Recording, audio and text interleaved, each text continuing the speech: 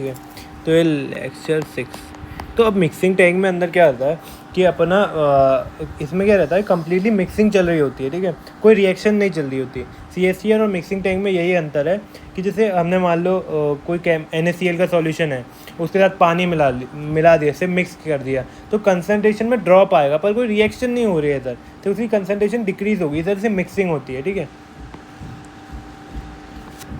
ना। तो मान लो Q मेरा फ्लो रेट है, Q से अंदर आ रहा है और Q से ही बाहर जा रहा है, ठीक है, स्टडी स्टेट पे है इनिशियली, और Ci मेरी इनिशियल कंसनट्रेशन मतलब अंदर जाती हुई कंसनट्रेशन है, और CO आउटर कंसनट्रेशन है, ठीक है। अब अपन मान रहे, अब इसमें अडॉप्शन क्या लेके चल रहे अपन कि कंप्लीटली बैक मिक्स हो रहा है, ठीक है,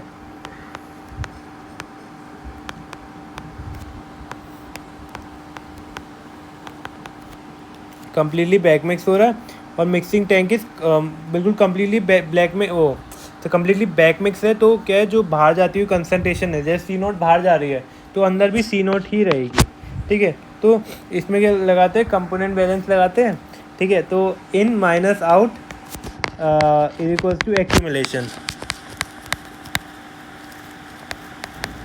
इन minus out is equals to accumulation, ठीक है। तो अब जैसे हमें पता है Q की यूनिट क्या रहती है, मीटर क्यूब पर सेकंड, और कंसनट्रेशन की क्या रहती है, मोल पर मीटर क्यूब। तो दोनों को मल्टीप्लाई करेंगे तो कितना होगा, हो जाएगा ये मोल पर सेकंड। तो ये मोल बैलेंस ही कर रहे हैं इनडायरेक्ट, ठीक है। तो इन माइनस आउट तो Ci into Q minus CO into Q. अब हमको पता है एक्यूमुलेशन क्या रहेगा। देखो जैसे कंसनट्रेशन को अगर मैं CO को अब मैं एक्यूमुलेशन में भी CO क्यों ले रहा हूँ, क्यों मान लो कम्प्लीटली बैक मिक्स कर रही है, तो जो बाहर निकलेगी वही अंदर कंसनट्रेशन है।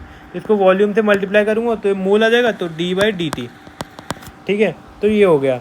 तो अब हमको क्या करना पड़ता है, हमने पहले बैलेंस लगा के ये इक्वेशन लिख ली, फिर इसको दो बार अनस्टेडी स्टेट पे और स्टेडी स्टेट पे।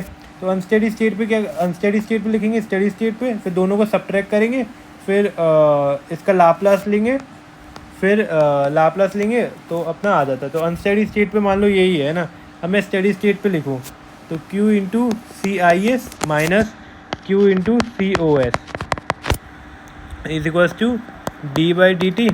अब मैं वॉल्यूम कांस्टेंट मान लूँ पूरे टैंक का, तो ये COS हो गया, ठीक है। तो ये चीज़ तो इनिशियली मतलब स्टेडी स्टेट पे तो कोई डिफरेंस नहीं है, तो ये तो चेंज ही नहीं होगी, ये जीरो। अब इन दोनों को सब्ट्रैक्ट कर दिया तो ये आ जाएगा, देखो Q कॉमन आ जाएगा, फिर आएगा Ci minus CIS CO minus COS V D CO minus CO minus COS upon DT, ये लिख दिया। तो ये आ गया Q Ci bar minus CO bar V DCO bar by DT। हमने इसका लाप्लास ले लिया है ना। अब लाप्लास लेंगे तो जो टाइम के साथ है वो उसकी उस जैसी हो जाएगी, क्या नाम है जो टाइम के साथ वो है। अब इधर शायद हाँ, अब मैं देखूँ Ci माइनस CO, इसको मैंने V/Q लिख दिया, तो V/Q को मैंने टाउ कह दिया, क्योंकि V की यूनिट क्या है, मीटर क्यूब, Q की यूनिट क्या है, मीटर क्यूब पर सेकेंड, ठीक है। तो ये कितना आ गया, टाउ की यूनिट सेकेंड हो गई, ठीक है। तो अब हमारी देखो थर्मामीटर के केस में टाउ क्या था, mCp अपॉन HA।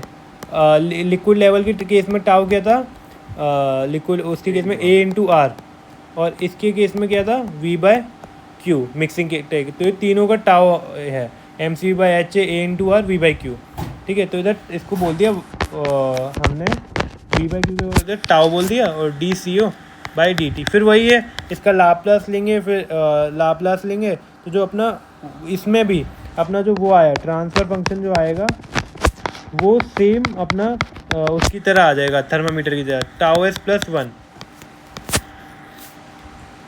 ठीक है। तो मेन अपना इसमें भी टाउ S प्लस 1 आ गया, तो सेम मतलब क्या नाम है वही रहेगा कि अगर मैं उसकी इसी केस में अगर मैं ए एम्पलीट्यूड का स्टेप इनपुट दूँ तो कंसंट्रेशन टाइम के साथ क्या होगी, A इंटू 1 माइनस e⁻t/टाउ, ठीक है।